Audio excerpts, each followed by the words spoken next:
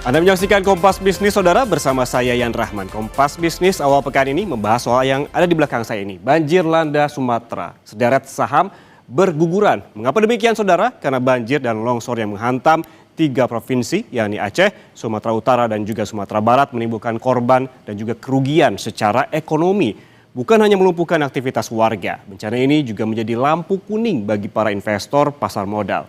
Mengapa demikian? Karena sejumlah saham raksasa diketahui memiliki aset strategis bernilai triliunan rupiah di jalur merah bencana. Sehingga otomatis berdampak terhadap operasional mulai dari penutupan kantor, gangguan logistik, kerusakan infrastruktur, hingga potensi shutdown operasional jadi risiko nyata yang ujung-ujungnya berpotensi mempengaruhi kinerja kuartal 4 sebagai laporan penutup tahun 2025. Sebelum Kompas Bisnis membahas emiten apa saja yang terdampak, kita lihat terlebih dahulu prediksi kerugian banjir di Sumatera dalam data berikut ini.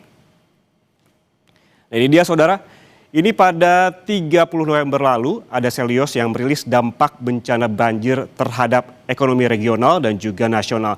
Menurut riset Selios, ketika suatu daerah terjadi bencana hingga memutuskan transportasi, maka dampaknya bukan hanya di provinsi tersebut, namun secara nasional juga mengalami dampak yang negatif. Selios memprediksi secara nasional terjadi penurunan PDB ini mencapai 68,67 triliun rupiah, Saudara. Ini setara dengan 0,29%. Kemudian dampak kepada provinsi lain terdapat pada arus barang konsumsi maupun kebutuhan industri yang juga melemah.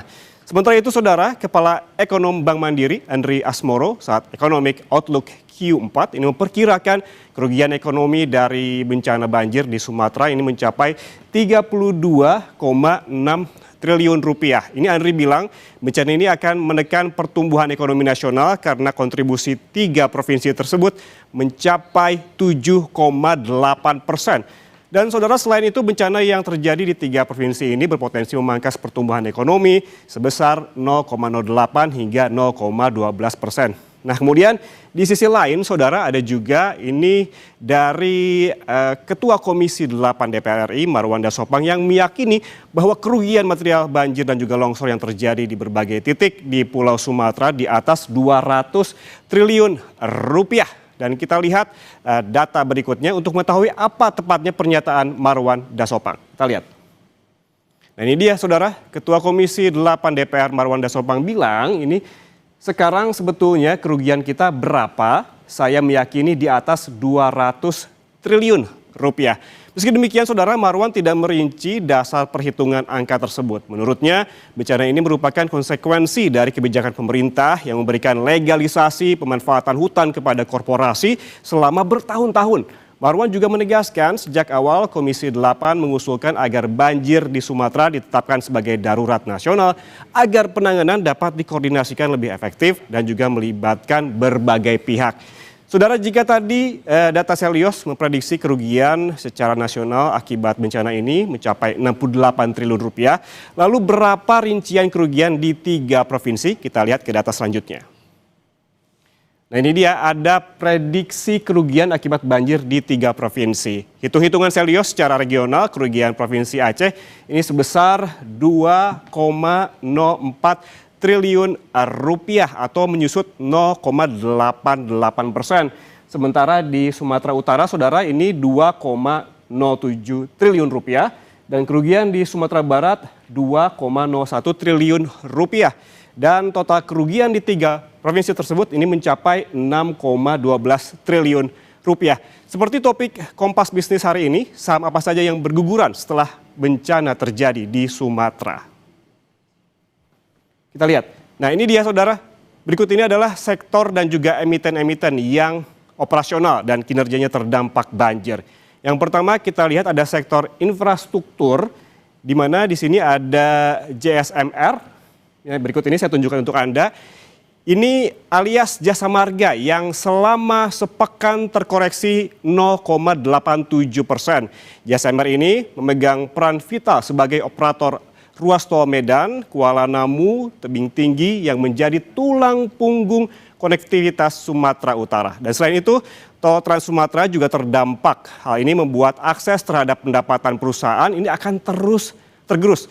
Sementara saudara di sektor perkebunan dan juga kehutanan ini tercatat ada beberapa emiten yang juga terpengaruh, ada ANJT dan juga ada Inru. Di sini masing-masing ambles 2,13%, sementara Inru 1,44% selama sepekan terakhir. Saudara, ANJT merupakan perusahaan sawit yang anak usahanya ini PT ANJ Agrisiasis berlokasi tepat di Kecamatan Angkola Selatan, Tapanuli Selatan yang masuk zona merah banjir. Sementara yang paling banyak dibicarakan adalah Inru alias Toba Pulp Lestari. Inru merupakan pemain utama industri kehutanan dengan hutan tanaman industri eukaliptus yang tersebar luas di pegunungan Tapanuli Utara, Selatan, dan juga Tengah. Perusahaan lain yang operasional terganggu ada di sektor pertambangan dan juga energi, saudara. Di sini tercatat ada UNTR dan juga MEDC. Ini pada UNTR ini justru ada yang menarik, yaitu naik selama sepekan padahal operasionalnya terganggu sebesar 13,73%.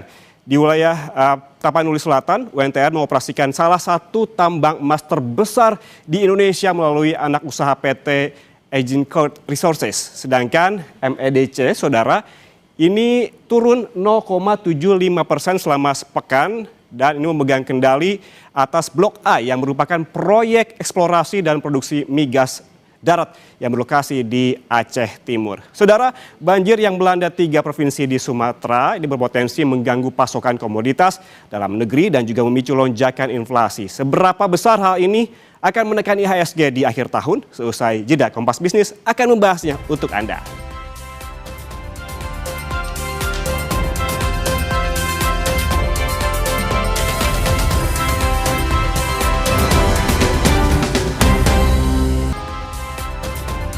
Anda masih bersama kami di Kompas Bisnis, saudara. Kita bahas lebih lengkap seberapa besar banjir yang mengganggu pasokan komoditas akan menekan laju IHSG dan bagaimana sentimen dan proyeksi emiten-emiten yang terdampak banjir. Sudah bergabung melalui saluran Zoom, ada Akil Triadi, Senior Research Analyst Panin Sekuritas. Selamat pagi, Mas Akil.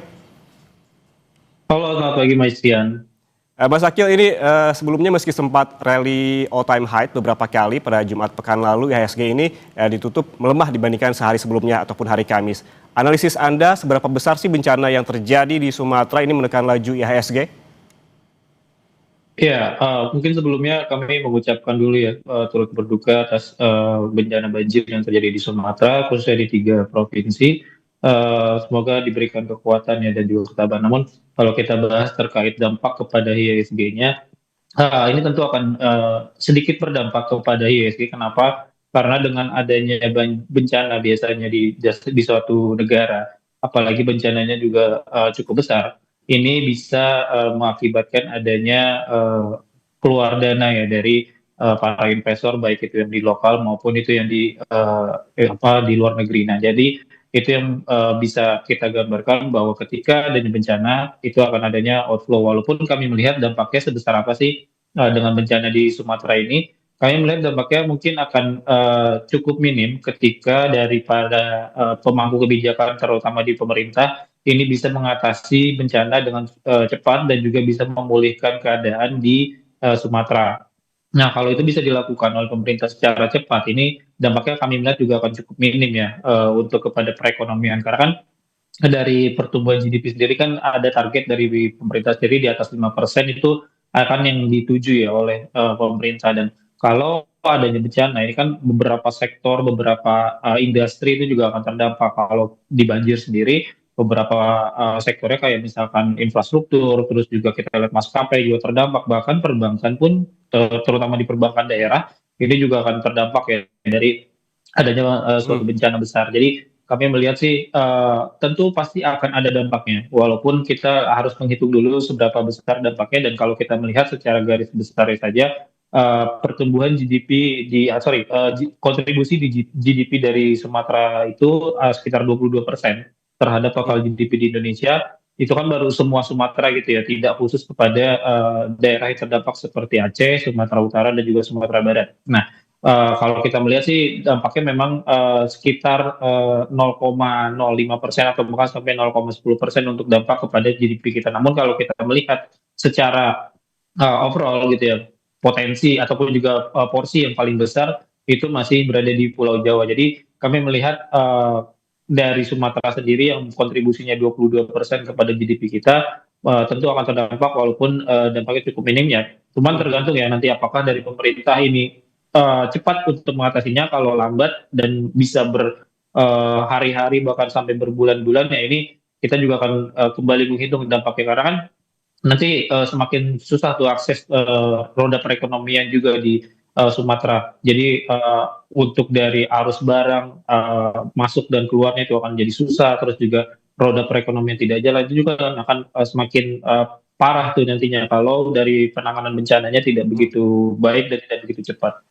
Oke, artinya penanganan dari pemerintah terkait dengan bencana yang cepat begitu juga berpengaruh dengan bagaimana meminimalisasi kerugian. Mas Akil, tadi ada beberapa data terkait juga dengan kerugian akibat bencana ini. Ada dari Salios, tadi ada juga beberapa dari ekonom dan juga dari DPR yang menyebutkan kerugian terkait dengan bencana ini. Dan juga disebutkan diprediksi akan menekan pertumbuhan ekonomi 0,08 hingga 0,12%. Tadi juga Anda memiliki hitung-hitungannya sendiri. Apakah ini bisa jadi katalis yang nantinya akan menghambat IHSG hingga akhir tahun, mengingat Menteri Keuangan Purbaya ini memiliki target level di 9.000 untuk IHSG akhir tahun ini? Iya, kalau kita bicaranya kepada overall di ESG ya, sebenarnya story yang paling banyak dilihat oleh para investor adalah terkait dengan suku bunga The Fed ya, yang akan diumumkan pada minggu ini. Dan memang fokusnya ke situ tuh. Kalau nanti suku bunganya bisa dipangkas oleh The Fed, ini arah ke IHSG 9.000 itu potensinya masih cukup besar, meskipun secara domestik kita masih berkutik di bencana yang terjadi di Sumatera ya. Yang seperti kita sudah sebutkan, bencana ini memang pasti akan ada dampak ya, walaupun cukup minim. Tapi kalau bencananya cukup lama gitu ya ditanganinya, mungkin akan jadi penghambat dari IHSG menuju ke level 9.000. Jadi kita sih melihatnya story besarnya dulu ya, storyline yang paling besarnya adalah terkait pemangkasan suku bunga yang diekspektasikan. Nah, akan lebih parah ataupun juga akan lebih berat gitu ya IHSG tidak untuk mencapai ke level 9.000-nya ketika suku bunganya tidak jadi dipangkas oleh The Fed. Artinya The Fed akan mempertahankan suku bunganya, itu akan menjadi pressure ya kepada IHSG kita, karena kalau kita lihat probability-nya sendiri 88% itu memang dari The Fed akan memangkas suku bunga. Dan kalau tidak sejalan dengan ekspektasi tersebut, maka IHSG akan sangat berat untuk ke level 9.000. Tapi kalau ditanya apakah dengan dampak banjir ini apakah akan memperberat, tentu akan ada sedikit dampak ataupun juga menjadi pemberat, namun cukup minim karena storyline besarnya adalah kepada di suku bunga gitu, Mas. Oke, artinya dampak secara global ini lebih mendominasi terkait juga tadi dengan keputusan The Fed untuk mempertahankan suku bunga, kemungkinannya seperti itu. Ini target level 9.000 juga masih harus dipertanyakan begitu ya. Mas Akil, ini banjir kan bukan hanya menimbulkan kerugian regional, tadi disebutkan juga kerugian nasional. Anda melihatnya di pasar saham begitu, sektor apa saja yang terganggu? Ya, jadi kalau kita melihat sektor apa saja yang terganggu, yang pertama adalah terkait aksesibilitas ya. Pasti itu adalah jalan atau jembatan, yang pasti itu adalah infrastruktur ya, terutama untuk yang punya perusahaan-perusahaan yang punya untuk pengoperasian jalan, terutama jalan tol kayak Jasa Marga itu pasti akan terdampak. Kenapa? Pertama, dari sisi pendapatannya mereka pun juga di Sumatera, lintas Sumatera itu juga akan berkurang karena trafficnya juga akan terjadi perlambatan karena adanya bencana nggak bisa diakses. Terus juga kalau kita lihat lagi sektor-sektor yang akan berdampak adalah terkait dengan sektor maskapai, karena kan nggak ada perjalanan tuh ke sana untuk dari para penumpang. Nah, terus yang ketiga terkait dengan perkebunan sawit ya. Kenapa? Karena perkebunan sawit ini kan digadang ataupun juga diisukan ya. Ini terkait dengan isu lingkungannya. Jadi eh, mungkin ini akan menjadi sentimen negatif kepada sektor sawit. Pun juga sektor sawit ketika ada bencana banjir seperti ini, beberapa perusahaan yang ada di sana itu juga akan sulit untuk produksi, untuk mengirim barangnya atau mengirim produksinya, itu akan juga terjadi hambatan. Nah, terus juga beberapa sektor lainnya tadi kita sebut perbankan. Kenapa perbankan? Tapi kepada perbankan daerah yang ada di sana yang lebih banyak mungkin UMKM itu juga akan terdampak, karena nanti khawatirnya akan ada perlambatan ataupun juga dari kemacetan kredit atau kredit macet. Ini juga akan menjadi salah satu katalis negatif ya dari perbankan. Jadi kalau kita melihat itu yang cukup paling berdampak. Terus juga infrastruktur energi ini juga akan berdampak kayak kelistrikan itu kan juga terganggu kan, karena demand-nya pun ataupun juga dari penyerapan listrik di sana juga akan terputus. Terus juga kalau kita lihat dari infrastruktur telekomunikasi, sinyal, wifi ataupun juga itu akan sulit kan yang dilakukan oleh masyarakat untuk mengakses internet. Itu juga akan berdampak. Jadi kalau ditanya sektor apa saja cukup banyak sebenarnya, tapi yang paling berdampak adalah sektor infrastruktur ya, baik itu infrastruktur jalan atau infrastruktur telekomunikasi dan listrik itu akan berdampak. Dan yang paling sentimen yang paling negatifnya ya perkebunan sawit ya, itu paling di highlight sampai sekarang. Dan itu yang menjadi cermatan oleh para investor, apakah dari perkebunan sawit ini dari Kementerian Lingkungan akan melakukan tindakan ataupun tidak gitu ya. Oke, kalau kita ngomong-ngomong soal sektor tadi, saya juga menampilkan data tadi terkait dengan emiten-emiten apa saja yang terdampak. Ini seperti ada JSMR atau Jasa Marga, ada NJT, ada Inru, UNTR dan juga MEDC. Ini kecuali UNTR, pekan lalu hampir semua emiten ini berguguran begitu. Analisis Anda, apakah penurunan ini murni karena dampak bencana atau ada sentimen lain? Ya, untuk beberapa emiten yang tadi disebutkan seperti JSMR, ANJT, Inru ya, itu kan terkait juga ya dengan yang ada di Sumatera. Kayak Jasa Marga tadi kan kita sudah sempat bahas, ketika ada bencana operasionalnya pun juga akan terganggu. Bahkan kalau nanti beberapa jalan tolnya ada yang rusak, itu kan akan jadi cost ya bagi perusahaan.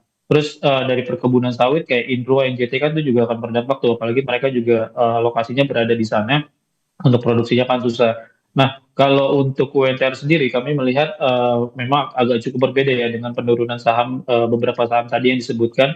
Ini UNTR lebih kepada ada aksi korporasi ya. Mereka kan akan membangun anak usaha, yaitu untuk fokusnya di nikel gitu. Jadi ini sebenarnya positif gitu sebenarnya untuk dari perusahaan. Jadi kita nggak bisa melihat ada anak usaha ataupun juga mereka beroperasinya di daerah Sumatera, tapi sebenarnya ada sentimen atau katalis lain. Misalkan kayak Hmm. UNTR ini dia mau bikin anak usaha untuk di basisnya nikel. Nah, itu kan sebenarnya lebih banyak positifnya ke sana gitu ya. Ketika oke, kita juga harus memporsikan dulu nih anak usahanya yang di Sumatera, yang pertambangannya di Sumatera yang UNTR ini, apakah cukup besar kontribusinya kepada pendapatan UNTR? Kita lihat sih tidak begitu ya, karena UNTR ini banyak bisnisnya juga di alat-alat berat gitu, juga pertambangan emas mereka juga ada. Dan kalau kita lihat juga secara dampak dari katalis yang mereka berikan gitu ya, faksi korporasi untuk adanya pertambangan nikel baru. Nah, ini kan harusnya positif tuh untuk dari posisi laporan keuangan mereka. Jadi kami melihat itu yang menjadi pembeda ya, kenapa dari Hmm. UNTR ini terjadi penguatan walaupun ada anak usaha mereka di Sumatera gitu. Oke, artinya ada lini bisnis lain yang membuat UNTR ini berbeda dengan emiten-emiten lain yang justru berguguran. Anda tadi sempat menyebutkan sektor lainnya yang juga turut terdampak begitu. Tadi ada transportasi seperti pesawat, berarti ada Garuda Indonesia begitu, dan juga ada perbankan. Saya kemarin melihat juga ada BBRI dan juga BBNI yang terdampak. Bagaimana analisis Anda terkait dengan emiten-emiten ini? Ya, untuk transportasi ya kita bisa lihat ya bahwa ini akan berdampak kepada dari pendapatan mereka, karena dari penerbangan ke sana nggak bisa. Terus juga kalau di sana juga ada logistik gitu ya, truk-truk gitu kan juga itu termasuk salah satu sektor transportasi. Nah, ini kalau bencananya makin lama diurusnya gitu ya oleh pemerintah, aksesnya susah dijangkau ya, ini akan terhambat nih untuk penerbangan baik itu penumpang ataupun juga pengiriman barang ke Sumatera ataupun sebaliknya dari Sumatera ke Pulau Jawa, itu kan akan terganggu gitu ya. Hmm, Ini hmm. yang akan berdampak kepada kinerja emiten khususnya di bulan Desember ini. Karena kan kita bicaranya ini juga secara laporan keuangan gitu ya. Hmm. Berarti kan yang akan paling terdampak di bulan Desember. Padahal di bulan Desember harapannya itu banyak katalis positif untuk di saham-sahamnya juga, bahkan di laporan keuangan. Jadi maksudnya adalah biasanya ketika di bulan Desember kan ada window dressing gitu ya, di mana para perusahaan ataupun juga manajemen itu akan menggenjot penjualan mereka untuk mencapai target. Misalnya dari perkebunan sawit gitu ya, mereka ada target penjualan 5.000 ton gitu ya. Nah, mereka di kuartal ketiga itu baru mencapai 2.000 ton. Nah, dia akan mengejar nih di bulan Desember gimana caranya kita jualan sawit kita sampai 5.000 ton. Nah, itu biasanya dikejar tuh di akhir-akhir tahun gitu ya, untuk laporan keuangannya itu jadi kelihatan bagus gitu ya, karena memang mereka menggenjot dari laporan keuangannya. Itu kan sebenarnya menjadi katalis positif tuh biasanya di Desember. Namun kalau kita lihat dampak di bulan Desember ini terkait dengan bencana alam, ini kan kita juga melihat bahwa eh, akan agak kesulitan nih dari salesnya mereka ataupun juga cara marketingnya mereka untuk mencapai target yang mereka sudah tetapkan.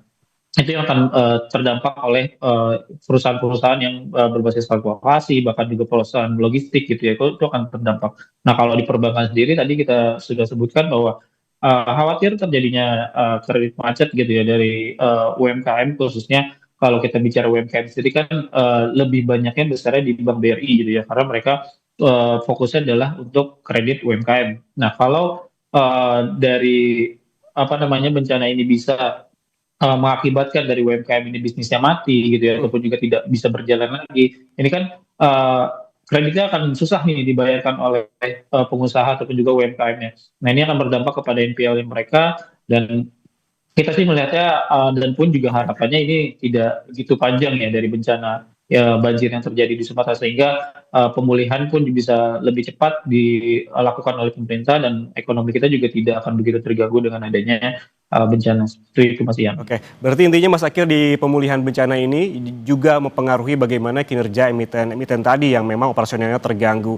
Nah, apabila memang dalam waktu pemulihan ini tentunya membutuhkan waktu, sementara ada event ataupun ada katalis-katalis lain yang terjadi ataupun akan terjadi di bulan Desember ini. Seperti tadi disebutkan oleh Mas Akil, ada window dressing, ada laporan keuangan, dan juga ada Santa Claus Rally. Ini seberapa besar katalis-katalis ini dapat membantu mendongkrak IHSG?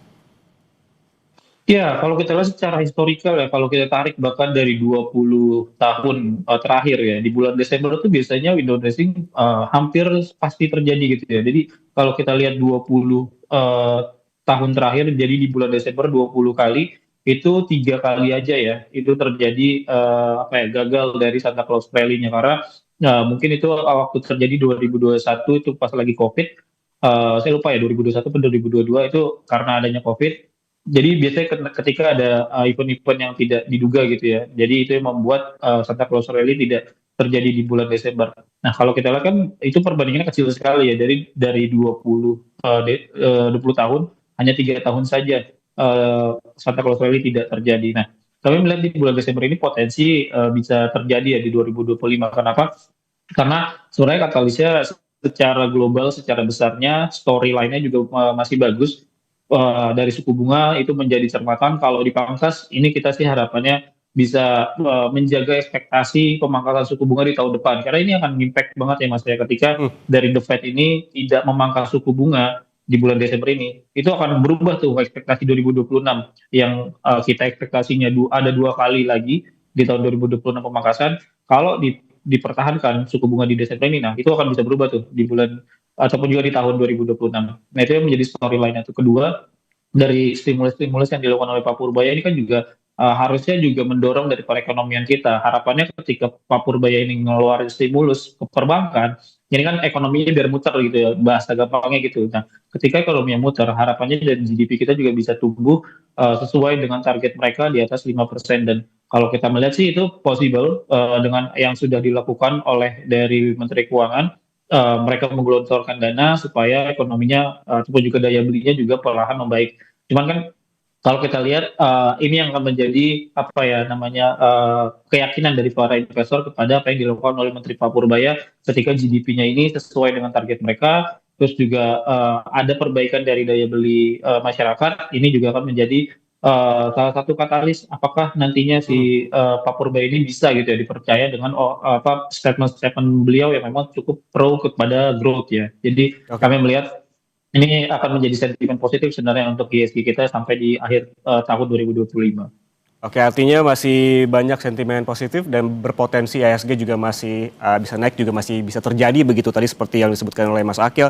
Kita masih menunggu keputusan The Fed, masih juga ada potensi terkait dengan window dressing dan juga Santa Claus Rally, dan juga ada stimulus dari Menteri Keuangan. Terima kasih Akil Triadi, Senior Research Analyst Panin Sekuritas atas waktunya bersama kami di Kompas Bisnis. Sehat selalu. Terima kasih Mas Ian. Saudara jangan kemana-mana karena seusai